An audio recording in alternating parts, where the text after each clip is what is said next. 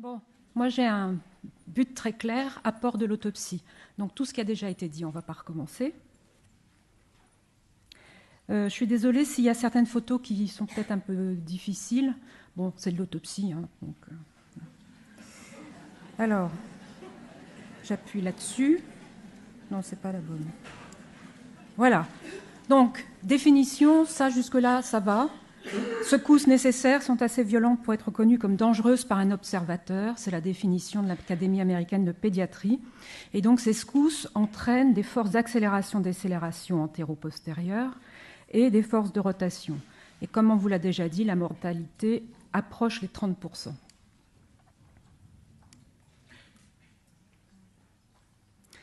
Bébé secoué, il y a deux façons de mourir. Déjà, il y a deux types d'enfants secoués. Il y a ceux qui vont survivre et il y a ceux qui vont mourir.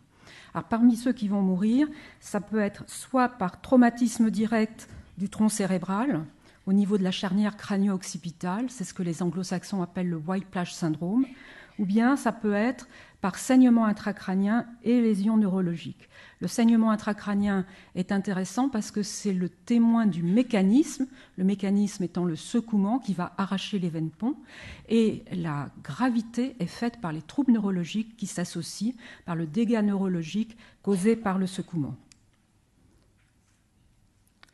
Donc, arrachement des veines ponts, ça donne un saignement méningé et sous-dural, et comme on vous l'a déjà dit, le facteur de risque sont liés à l'âge. Et plus l'enfant est petit, plus il est à risque. Donc voilà des veines ponts. Ici. Ça, c'est la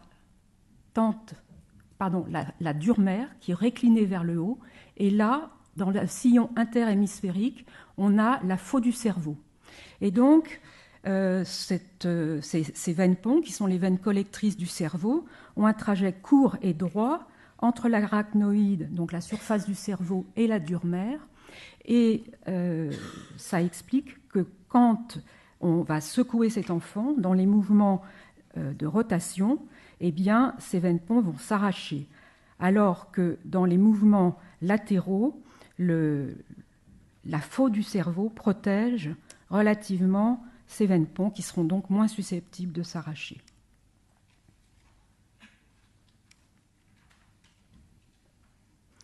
Voilà un plus fort grossissement sur les veines ponts.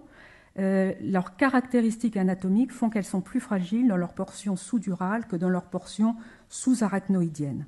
En fait, en clair, ça ne change pas beaucoup, ça ne change pas grand-chose, parce que si on secoue l'enfant, ces veines ponts vont s'arracher. Et ça explique ce que vous a montré Catherine Adamsbaum tout à l'heure, le saignement dans des localisations particulières, et notamment le long de la faux du cerveau, puisque ces veines ponts sont juste à l'aplomb. Alors la détection de la rupture des veines ponts est importante. Ça signe le mécanisme de secouement. On peut la faire de différentes façons.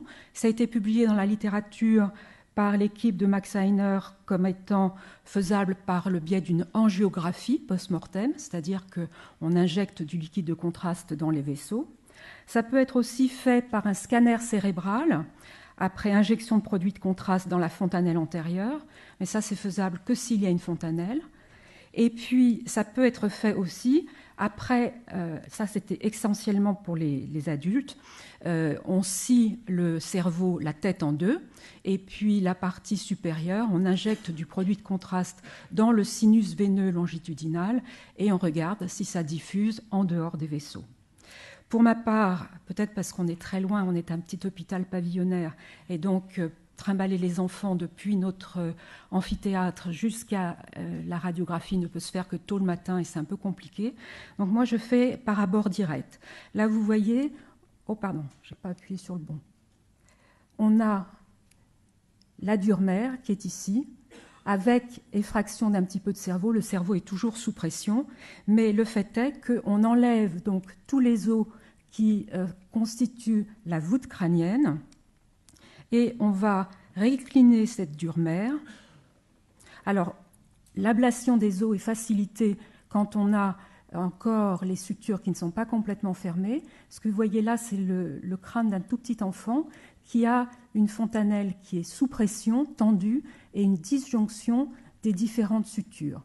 Alors là, enlever les os, c'est facile, il suffit d'inciser et de les retirer. Quand on a des fontanelles et des sutures qui sont fermées, on ouvre classiquement la boîte crânienne par un trait de scie circulaire et on va donc couper la dure-mère le long à la base de la zone pariétale et récliner cette dure-mère vers le haut de façon à exposer les veines ponts que vous voyez ici qui sont très belles. Alors voilà un exemple d'un petit enfant de 7 mois et demi où on voit qu'il ne reste plus qu'une ébauche de veine plomb, elle doit être coupée dans le sens longitudinal, mais qu'il n'y en a plus. Il y a une lame d'hématome sous-dural. Les hématomes sous-duraux qu'on voit en autopsie sont rarement importants. Les enfants meurent très vite, ils ont des secousses sévères, donc les troubles neurologiques sont majeurs, et l'hématome sous-dural n'a pas le temps de se produire puisque c'est un saignement veineux. Donc il faut quand même un peu de temps pour arriver à faire des hématomes importants. Et là, on a donc ce saignement qui est à la surface de la dure-mère et à la surface du cerveau, avec des veines ponts qui sont absentes. Sur cet exemple-là, c'est un petit garçon de 1 an qui a survécu 1 mois en réa. On voit que d'un côté comme de l'autre, il n'y a plus aucune veine pont qui passe en pont, donc au-dessus de l'espace interhémisphérique. Ici, on voit l'hématome qui a le sang qui a bien évolué, qui est complètement ocre. Et on voit donc cette disparition totale des veines ponts avec sur un grossissement l'extrémité des veines ponts qui est donc au bout de la flèche, avec ces veines ponts qui sont thrombosées, ce qui permet d'affirmer qu'elles ont bien été rompues. Ça, c'est un petit enfant de 5 mois et demi, arrêt cardio-respiratoire chez la nourrice, 12 jours de réa. Alors là encore, l'hématome, il est resté adhérent sur la dure-mère. On a très peu d'hémorragie à la surface du cerveau, mais on a ces veines ponts. Alors je ne vois pas très bien ce que je souligne, mais enfin bon. Les petits machins, les petits boudins rouge foncé, ça correspond aux veines ponts qui sont rompues. Et pour cet enfant-là, 4 jours et 8 heures de réa, le saignement, on l'a vu, est là encore peu important, adhérent sur la dure-mère, légèrement adhérent, et l'espace interhémisphérique n'a plus de veine pont qui le traverse. Par contre, ça peut aussi permettre d'affirmer que l'œdème majeur cérébral qu'il y a chez cet enfant n'est pas dû à un secouement, puisque les veines ponts sont intactes et retrouvées très facilement. Alors, ces veines ponts, on les retrouve aussi à l'examen anatomopathologique, histologique. Ici, c'est une thrombose qui est en cours de constitution dans une veine pont. Et sur cette diapo, on a une thrombose qui est organisée et qui est complète. Ça correspond au petit enfant que vous aviez vu tout à l'heure, 1 mois de réanimation. Donc, la détection, la mise en évidence de la rupture des veines ponts est un élément essentiel de l'autopsie parce que ça permet d'affirmer le caractère traumatique de l'hématome sous-dural. Donc, la recherche doit vraiment être systématique. Ça se fait également à l'IRM. Catherine Adams-Boom, quand c'est elle qui les lit, les trouve. Et puis, leur examen radiologique histologique participe à la datation. Le rachis cervical, donc on a vu tout à l'heure, les 2 moyens de mourir, c'est soit par trouble neurologique, mais ça peut être plus précoce aussi par le Whiplash syndrome et donc l'atteinte du tronc cérébral. Donc on va la rechercher, cette atteinte, au niveau du rachis dorsal.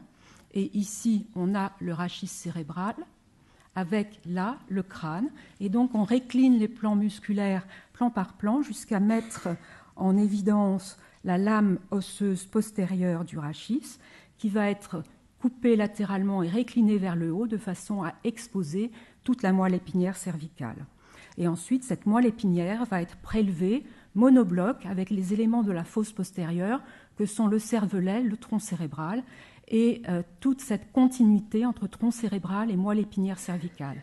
Et ça, c'est une étape qui est vraiment importante parce que si on trouve ne serait-ce que la moindre suffusion hémorragique à l'intérieur de cette moelle du tronc cérébral ou de cette moelle cervicale, ça permet d'affirmer, là aussi, le secouement. Et puis le cerveau, on ne le laisse pas se bagnoder tout seul au fond du seau de formol, on va le suspendre, si tant est qu'il soit encore enlevable de cette façon-là. Quelquefois, les cerveaux sont tellement œdémateux, l'œdème est dû bien sûr au traumatisme, plus à l'hypoxie qui va s'en suivre ensuite en réanimation, mais ces œdèmes cérébraux sont parfois tellement majeurs qu'on ne peut pas enlever le cerveau correctement et qui va vous couler entre les doigts, ce qui est extrêmement désagréable et ce qui fait que l'examen neuropathologique par la suite est très compromis. D'où l'importance de ces constatations initiales in situ sur le cerveau encore en place avant qu'il ne soit trop abîmé par le prélèvement.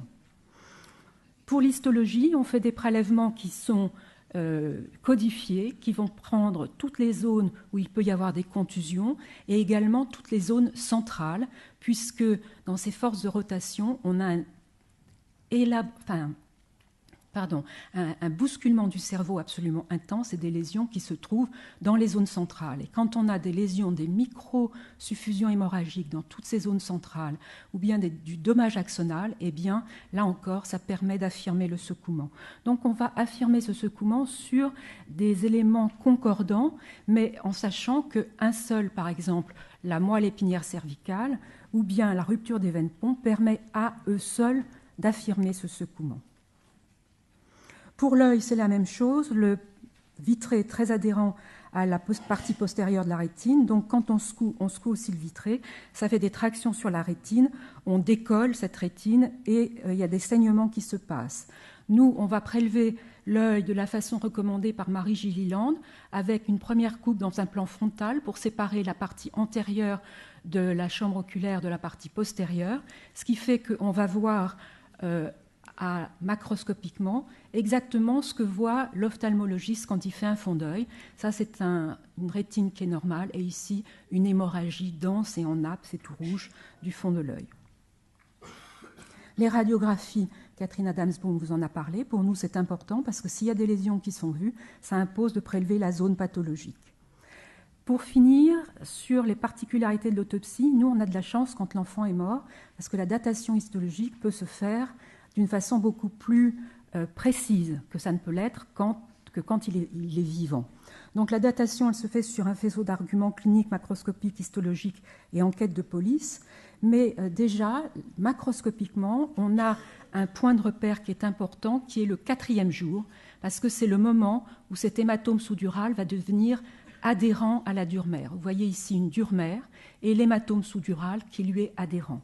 Donc quand on a ces dures mères, il faut impérativement les prélever lors de l'autopsie et on va les enrouler sur elles-mêmes façon roll-mops et on va couper la dure mère en totalité, en petits fragments de 5 mm d'épaisseur, pas plus, ce qui fait une quinzaine ou une vingtaine de prélèvements et ce qui va permettre d'examiner tous les territoires à la recherche de la zone de départ de la néomembrane qui va tendre à se former pour englober ce caillot qui est à la surface. La datation histologique, elle se fait sur 3 éléments, sur l'aspect du caillot, sur l'aspect de la dure mère et sur l'aspect de la surface du cerveau. Donc le caillot a une évolution qui est bien codifiée. Au 4e, 5e jour, les hématies commencent à se liser et les sidérophages commencent à apparaître. Et puis ensuite, il y a, comme pour toute lésion traumatique dans l'organisme, des fibroblastes qui vont venir coloniser l'intérieur de ce caillot pour le durcir et l'amalgamer au reste des tissus. Voilà ici un exemple d'un caillot au 4e, 5e jour avec des hématies qui sont très pâles, mais là c'est aussi parce que c'est une coloration de Pearls qui permet de mettre en évidence les sidérophages, et tout ce que vous voyez en bleu correspond à du fer ferrique phagocyté par les sidérophages, et donc c'est ce qui permet entre autres de dater ce caillot. La dure mère va élaborer une néomembrane dont le but est d'englober le caillot. Donc il faut qu'on arrive à trouver les zones sur lesquelles cette dure mère passe au début à la surface du caillot, et ça va nous permettre de faire une datation relativement précise, puisqu'au 4e jour, il y a 2 à 4 couches de fibroblastes qui forment cette néomembrane. Et puis, 7e jour, 12 à 14 couches. 11e jour, les fibroblastes migrent autour des bords du caillot. 2e semaine, la néomembrane fait le quart à la moitié de l'épaisseur de la dure-mère.